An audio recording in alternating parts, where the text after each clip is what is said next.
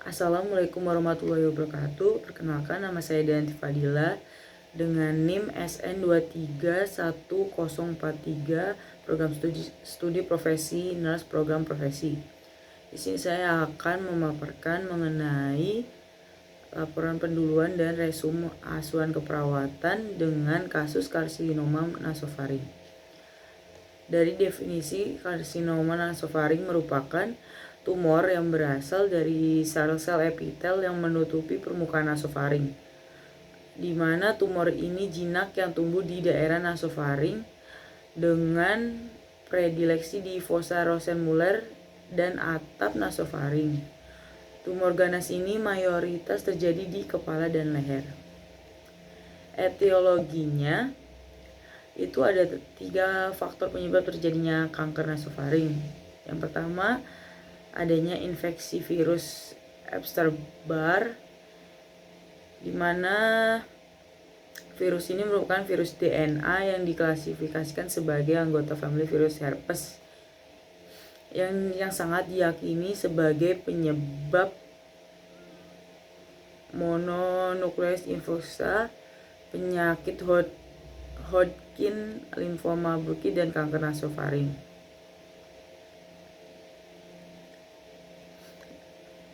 Yang kedua, faktor genetik.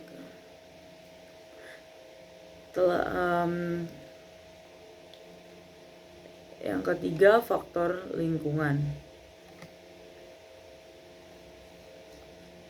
Manifest tanda dan gejala pada kanker nasofaring yaitu yang pertama di telinga, yang adanya sumbatan pada tuba eustachius dan cataralis, lalu radang telinga tengah sampai perforasi membran timpani.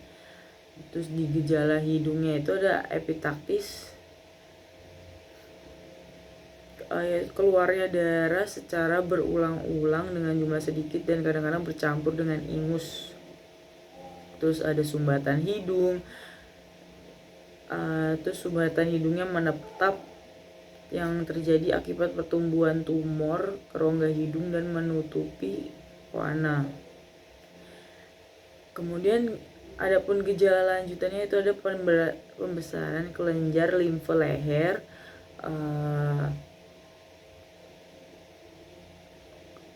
terus ada gejala akibat perluasan tumor ke jaringan sekitar, yaitu nasofaring kan berhubungan dengan rongga tengkorak, jadi melalui beberapa lubang, maka gangguan syaraf dapat juga terganggu.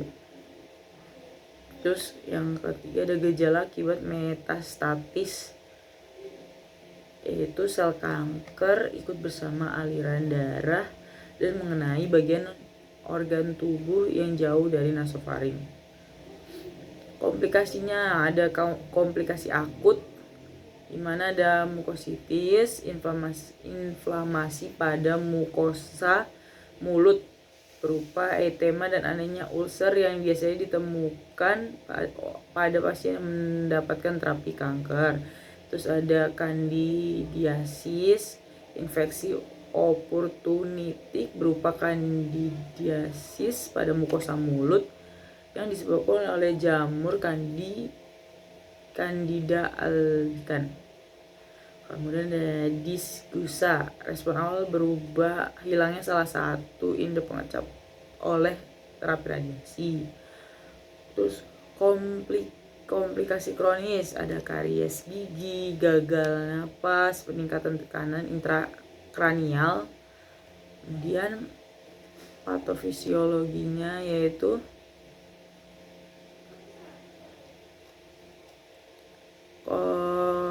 konsumsi makanan yang diawetkan dan difermentasi yang mengaktifkan EBF.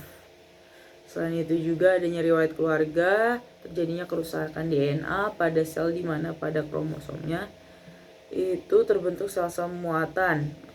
Dari mengaktifkan EBF menstimulasi pembelahan sel abnormal yang tidak terkontrol. Kemudian diferensiasi dan proliferasi pada protein laten EBNA1. Tadi kerusakan DNA terbentuk sel-sel muatan, pola kromosom abnormal, kromosom ekstra terlalu sedikit, transkolasi kromosom, lalu sifat kanker diturunkan kepada anak. Pertumbuhan sel-sel pada nasofaring yaitu fosfaroasamuler kemudian mengakibatkan metastase sel-sel kanker ke kelenjar getah bening melalui saluran limfe. Terus pertumbuhan dan perkembangan sel kanker di kelenjar getah bening, adanya benjolan massa pada leher bagian samping, kemudian menembus kelenjar dan mengenai otak di bawahnya. Kelenjar melekat pada otot dan sulit dan saling menempel. Itu mengakibatkan indikasi dilakukannya kemoterapi. Indikasi kemoterapi ini mengakibatkan peradakan elektrik zona pencetus kemoreseptor di ventrikel 4 otak yang mengakibatkan lemas, mual. Dari lemas mual bisa mengakibatkan adanya diagnosa risiko jatuh. Lemas mual itu kekuatan ototnya menurun, bisa risiko jatuh, gangguan mobilitas fisik. Dari indikasi kemoterapi itu ada supres sumsum tulang belakang yang mengakibatkan G3 pembunuh darah merah, leukosit, trombosit, eritrositnya jadi menurun. Itu terjadi imunosupresi yang mengakibatkan adanya diagnosa risiko infeksi. Penata laksanaan medis dan keperawatan, di mana penata laksanaan medisnya yang pertama ada radioterapi yang merupakan pengobatan paling utama.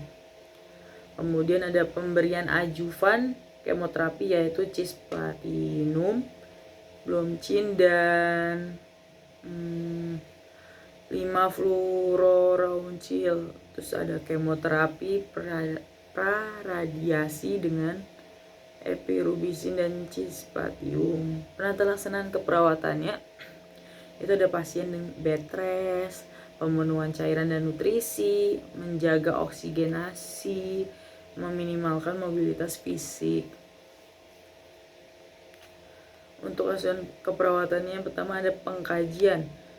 Itu yang dilihat riwayat penyakit sekarang dulu keluarga, identitas klien yaitu nama pasien, tanggal lahir, umur, agama, jenis kelamin, status perkawinan, pendidikan, pekerjaan, nomor rekam medis, keluhan utamanya yang dirasakan saat itu saat dilakukan pengkajian, riwayat kesehatan sekarang yaitu umumnya pasien ini meningitis pasien KNF itu datang dengan keluhan seperti apa, faktor yang memperberatnya bagaimana, meringankan keluhan di mana, terus dijabarkan pengkajian nyeri dengan PQRST, tempatnya di mana, kualitasnya gimana, regional, terus skalanya berapa, waktu timbulnya kapan.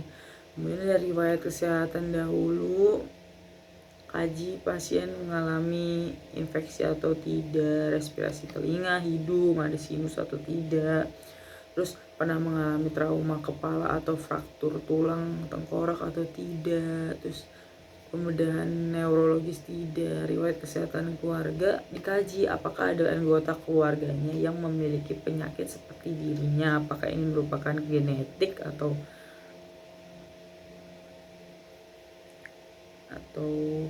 bagaimana bila ada terus dicantumkan dalam genogram.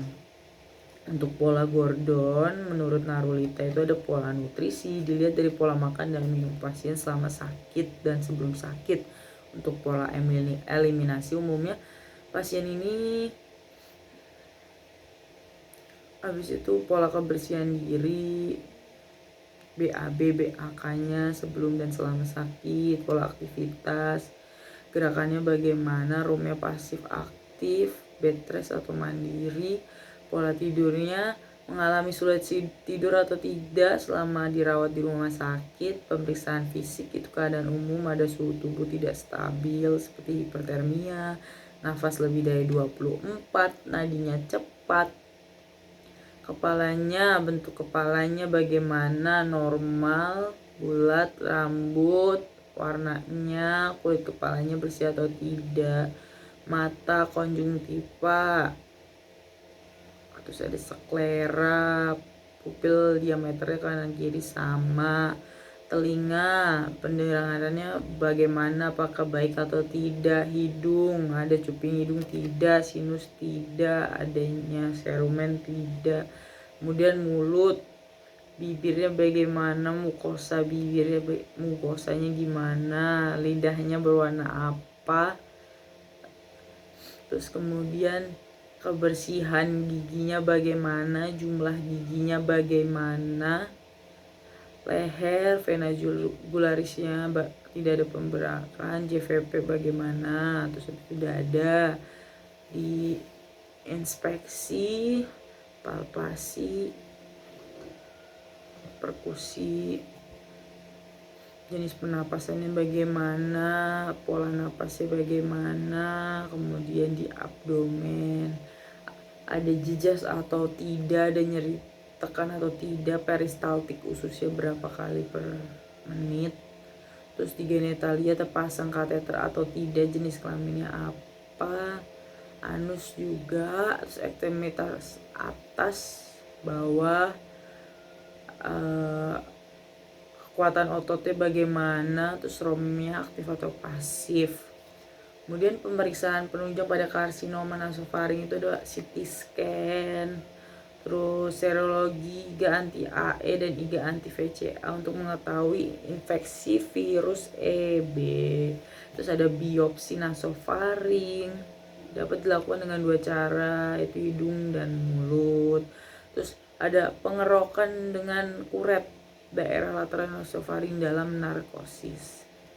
Diagnosis keperawatan dapat muncul pada penyakit KNF, yaitu ada resiko infeksi berhubungan dengan ketidakadekuatan pertahanan tubuh sekunder, itu imunosupresi. Yang kedua ada resiko jatuh berhubungan dengan anemia. Kemudian ada gangguan mobilitas fisik berhubungan dengan penurunan otot. Nanti diagnosis psikinya, resiko infeksi itu diharapkan kadar sel darah protein membaik, kemudian intervensinya pencegahan infeksi I14541, di mana ada monitor dan tanda gejala infeksi lokal dan iskemik. Terapeutiknya batasi jumlah pengunjung, cuci tangan sebelum dan sesudah kontak dengan pasien dan lingkungan pasien, kolaborasi pemberian imunisasi. Untuk resiko jatuh, luarannya diharapkan setelah diberikan tindakan keperawatan, ketika jatuhnya menurun, di mana jatuh dari tempat tidur menurun, jatuh saat berdiri menurun, jatuh saat duduk menurun. Kemudian ada pencegahan jatuh, identifikasi faktor risiko jatuh, neuropati, identifikasi risiko jatuh, stingnya sekali shift, orientasikan ruangan pada keluarga, pastikan roda tempat tidur selalu terkunci, pasang handrail tempat tidur, anjurkan memanggil perahu jika membutuhkan bantuan untuk pindah. Untuk gangguan mobilitas fisik, luarannya itu ada mobilitas fisik meningkat dengan pergerakan ekstrimnya meningkat, kekuatan ototnya meningkat, kelemahan fisiknya menurun. Untuk intervensinya ada dukungan mobilisasi, di mana identifikasi adanya nyeri atau keluhan fisik lainnya. Identifikasi toleransi fisik, melakukan pergerakan. Kemudian monitor kondisi umum selama melakukan mobilisasi. Terapeutiknya libatkan keluarga untuk membantu pasien dalam meningkatkan pergerakan. Kemudian di kondisinya jelaskan tujuan dan prosedur mobilisasi, anjurkan mobilisasi dini. Evaluasinya evaluasi formatif, evaluasi dilakukan dengan tujuan berhasil, terus evaluasi somatif, ungkapan dari pasien setelah diberikan tindakan, terus ada subjek, objek, ungkapan dari objeknya itu hasil pengamatan, penilaian, pengukuran, analisisnya membandingkan antara informasi subjektif dan objektif dengan tujuan dan kriteria hasil, kemudian diambil kesimpulannya, terus planning rencana keperawatan lanjutan. Baik, selanjutnya saya akan memaparkan tentang resum asuhan keperawatan pada Tuan S dengan karsinoma nasofaring di ruang anggrek 2 RSUD Dr. Muardi. Tanggal pemeriksaannya yaitu 14 Desember pukul 7 sore. Metode pengkajian auto anamnesa dan alo anamnesa. Diagnosa medisnya karsinoma nasofaring. Nomor registrasi 23112XXX. Nama pasien Tuan S, jenis kelaminnya laki-laki, alamat keramat, umurnya 61 tahun, agamanya Islam, status perkawinannya menikah, pendidikannya SD, pekerjaannya pedagang. Untuk identitas penanggung jawabnya itu ada Tuan A, laki-laki 45 tahun, pendidikan terakhirnya SMA, pekerjaannya buruh, alamatnya keramat, hubungan dengan pasien adalah anaknya. Keluhan utama yaitu pasien mengatakan bahwa dirinya lemas dan anggota tubuhnya memerlukan bantuan untuk bergerak. Riwayat penyakit sekarang di mana pasien dirujuk dari RSUP Surakarta dengan kanker nasofaring karena trombositnya menurun. Terus dilakukan kemoterapi, kelemahan anggota gerak saat berjalan. Keluhannya dirasakan semakin berat saat ini. Dilakukan pengkajian pada hari Kamis 14 Desember 2023. Pasien mengatakan tubuhnya lemas saat bergerak. Kemudian dilakukan pemeriksaan TTV, tekanan darahnya 111/63 mmHg, SpO2-nya 97%, nadinya 92 kali per menit, suhunya 36,4 derajat Celcius, respirasi rate-nya 22 kali per menit. Skor resiko jatuhnya adalah 35. Riwayat penyakit dahulu, pasien mengatakan sudah menjalani kemoterapi sebanyak 2 kali. Riwayat kesehatan keluarga pasien mengatakan tidak ada yang memiliki penyakit KNF seperti dirinya. Kemudian untuk pemeriksaan fisiknya, kompos mentis dengan bentuk kepalanya bulat dan simetris, kulit kepalanya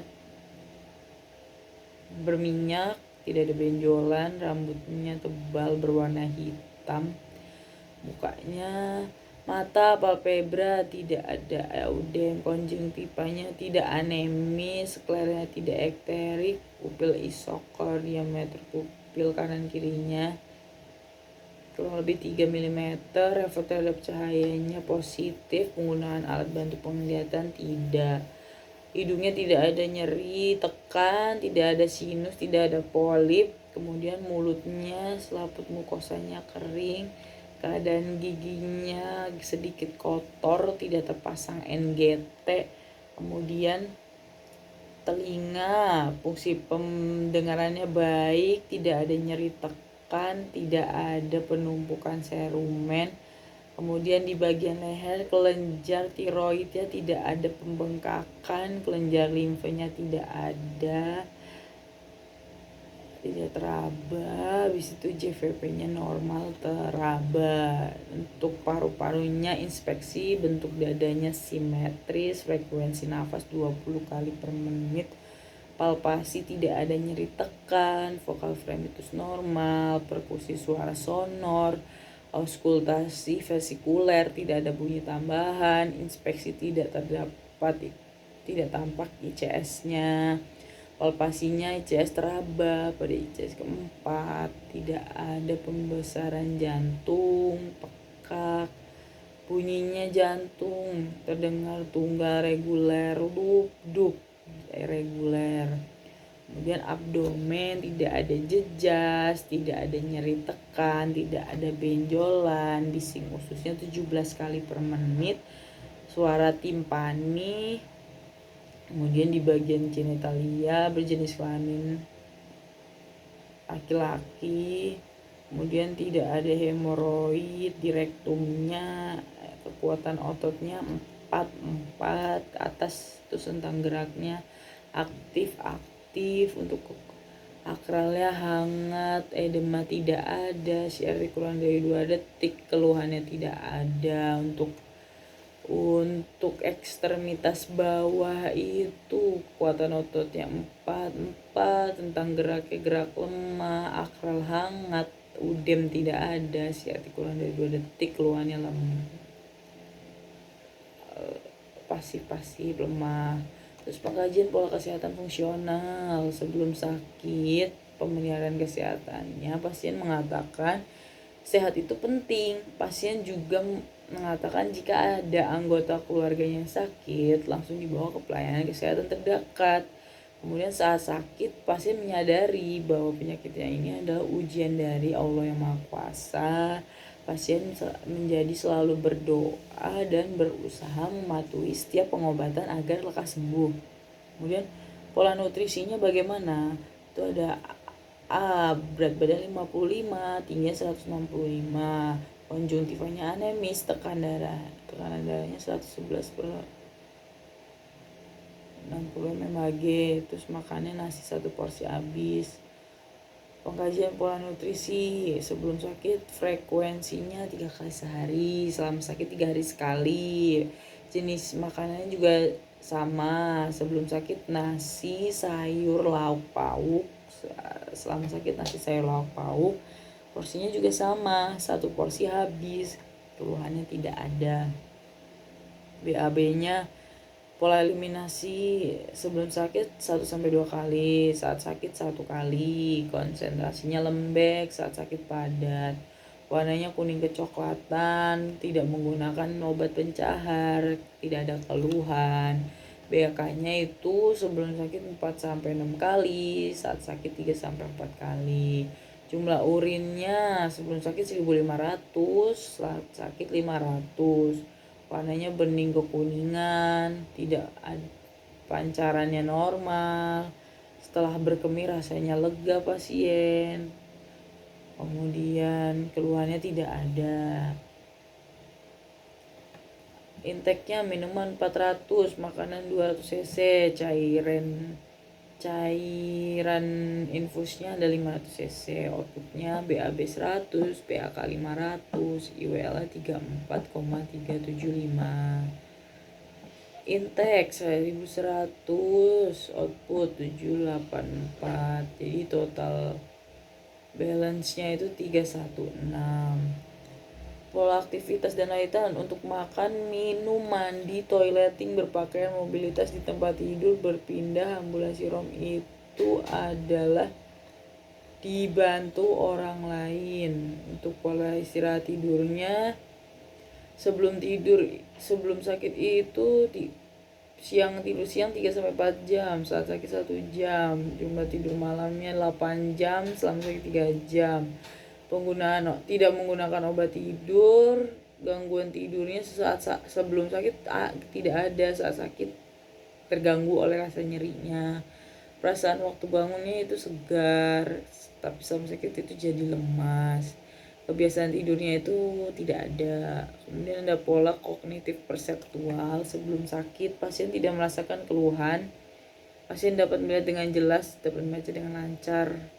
Saat sakit, pasien dapat merasakan kelemahan pada tubuhnya. Pasien dapat melihat dengan jelas, dapat membaca dengan lancar. Pola persepsi konsep diri sebelum sakit, harga diri, pasien memandang dirinya seorang yang mempunyai semangat yang tinggi dan tangguh. Untuk ideal dirinya, pasien ingin menjadi seorang yang lebih baik, ingin menjadi orang tua yang baik. Identitas dirinya, pasien menyadari bahwa dia hanya seorang suami dan kepala keluarga, tapi pasien yakin selalu bisa menjadi suami dan ayah yang baik. Untuk gambaran dirinya, pasien tetap percaya diri dengan kondisinya. Perannya itu sebagai kepala rumah tangga. Saat sakit, pasien merasa semangatnya berkurang, melakukan sesuatu, merasa khawatir dan gelisah terhadap sakitnya ini. Kemudian pasien ingin menjadi seseorang yang lebih baik. Pasien menyadari juga bahwa dia seorang suami yang membutuhkan istri dan anaknya walaupun sudah tua. Pasien juga percaya diri dengan kondisinya saat ini.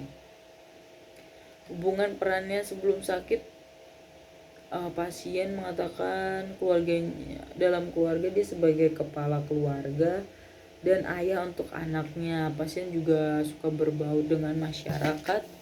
Kemudian Saat sakit, pasien tidak bekerja, tidak bisa berperan sebagaimana mestinya, tidak bisa berbaur dengan masyarakat. Untuk pola seksual reproduksi, pasien merasakan tidak memiliki penyakit pada organ reproduksinya. Saat sakit, pasien tidak memiliki penyakit pada organ reproduksinya. Untuk pola mekanisme coping sebelum sakit, pasien mengatakan saat mengambil keputusan selalu berdiskusi dengan keluarga. Saat menyelesaikan masalah selalu berpikir positif. Pandangan pasien untuk masa depan ingin selalu diberi kesehatan. Saat sakit, pasien mengatakan saat mengambil keputusan selalu berdiskusi juga dengan keluarganya. Kemudian pola nilai agama, selama sehat aktif mengikuti pengajian, ke masjid. Terus bila merasa tidak enak badan, tidak pergi.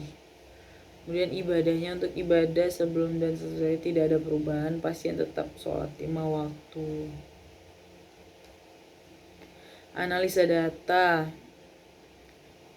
pasien mengatakan tubuhnya lemas. Hasil labnya Hb 7,3, hematrokrit 21%, leukosit 1,3, trombosit 42, eritrosit 2,37, di mana masalahnya adalah resiko infeksi.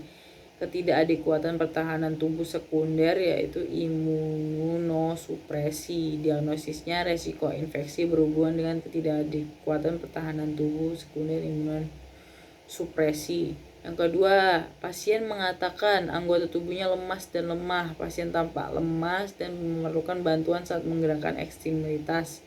Tampak kekuatan ototnya menurun.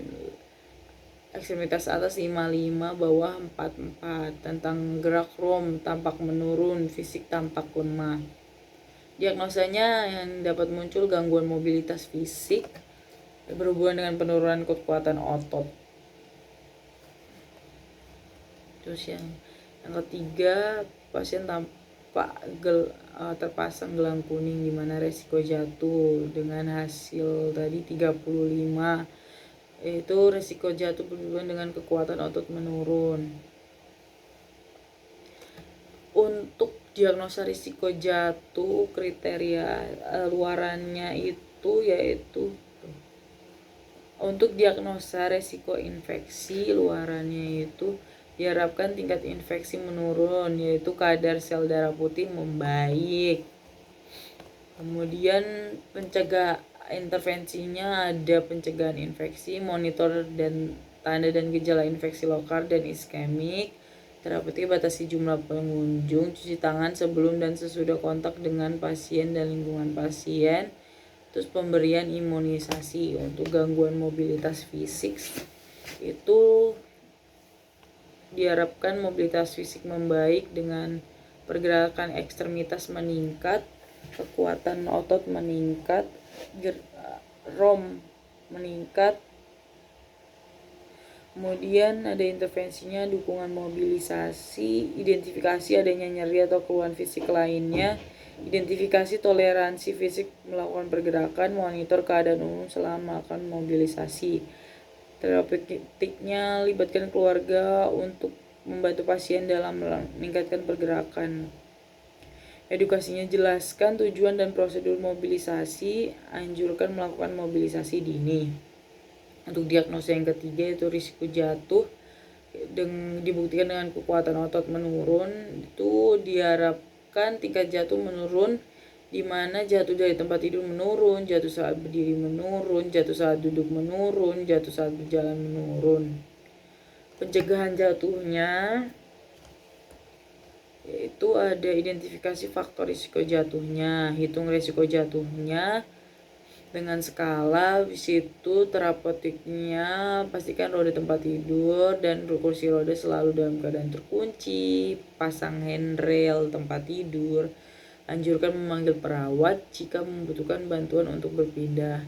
Anjurkan berkonsentrasi untuk menjaga keseimbangan tubuh.